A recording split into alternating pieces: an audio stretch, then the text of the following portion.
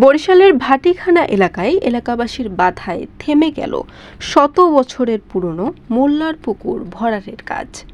অভিযোগ উঠেছে, নগরের ৫ নম্বর ওয়ার্ডের সাবেক কাউন্সিলর মাইনুল ইসলাম ব্যক্তিগত স্বার্থে পুকুরটি ভরাটের উদ্যোগ নেন, অথচ এর কোনো সরকারি অনুমতি ছিল না। স্থানীয়রা জানায়, শুক্রবার রাতে হঠাৎ করেই পুকুরে বালু ফেলার কাজ শুরু হয়।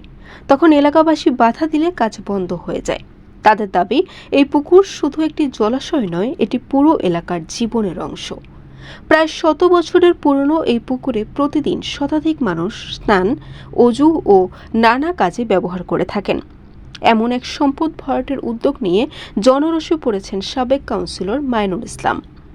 অনেকে বলছেন, একজন জনপ্রতিনিধি হয়ে তিনি নিজের দায়িত্বজ্ঞানহীনতা দেখিয়েছেন, তা লজ্জাজনক।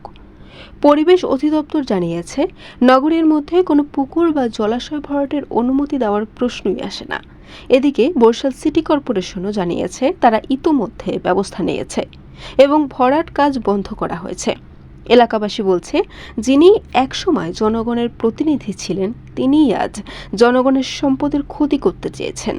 এমন কর্মকাণ্ড শুধু আইন বিরোধী নয়, এটা নৈতিক অবক্ষয়ের এক ভয়াবহ দৃষ্টান্ত। বরিশাল নিউজ।